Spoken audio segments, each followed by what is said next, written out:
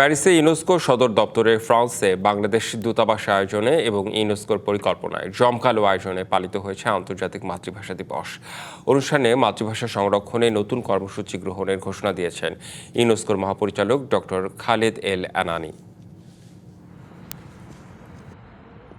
প্যারিসে ইউনেস্কোর সদর দপ্তর যেন রূপ নেয় বিশ্ব ভাষার মিলন মেলায়। বাংলাদেশ দূতাবাস ফ্রান্সের আয়োজনে আন্তর্জাতিক মাতৃভাষা দিবস উদযাপনে অংশ নেন বিভিন্ন দেশের কূটনীতিক, শিক্ষাবিদ ও সংস্কৃতি কর্মীরা।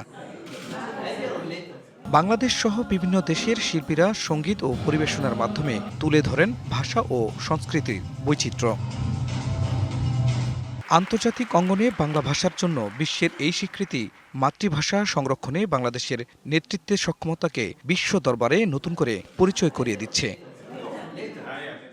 বিশ্ব ভাষার বৈচিত্র্য ও মাতৃভাষার গুরুত্ব তুলে ধরে এবারের আন্তর্জাতিক মাতৃভাষা দিবস উদযাপন আবারও স্মরণ করিয়ে দিল ভাষার মধ্যেই নিহিত সংস্কৃতি, পরিচয় এবং টেকসই উন্নয়নের ভিত্তি। উদ্বোধনী অনুষ্ঠানে ইউনেস্কোর নবনিযুক্ত পরিচালক ডক্টর খালেদ এল এনানি বক্তব্য রাখেন। শিক্ষা জীবনী তরুণদের মাতৃভাষা ও বহু ভাষাবাদ চর্চার সবচেয়ে উপযুক্ত সময়। মাতৃভাষা সংরক্ষণ ও প্রসারে সদস্য রাষ্ট্রগুলোর সঙ্গে সমন্বয়ে বিশেষ কার্যক্রম গ্রহণ করবে ইউনেস্কো।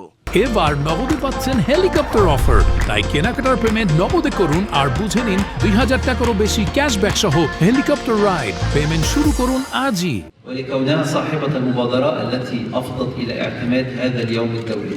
এবারের আয়োজনে প্রথমবারের মতো একসঙ্গে উপস্থিত ছিলেন ইউনেস্কোর সাধারণ পরিষদের সভাপতি, নির্বাহী পর্ষদের চেয়ারম্যান এবং মহাপরিচালক, যা আয়োজনটিকে দেয় বিশেষ মর্যাদা।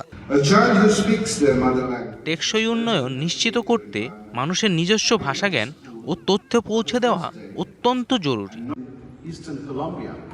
শান্তি ও টেকসই উন্নয়নে ভাষার ভূমিকা শীর্ষক আলোচনায় অংশ নেন তানজানিয়া ও পূর্ব তিমুরের মন্ত্রীরা, কেচুয়া ভাষাবিদ এবং আন্তর্জাতিক গবেষকরা। আলোচনা অনুষ্ঠানে মূল বক্তব্য প্রদান করেন স্পেনের ভাষা গবেষক প্রফেসর ডেনিয়েন ব্লাসি। বক্তারা নিজ নিজ মাতৃভাষায় বক্তব্য দিয়ে বহুভাষিক সংস্কৃতির গুরুত্ব তুলে ধরেন। DBC news desk.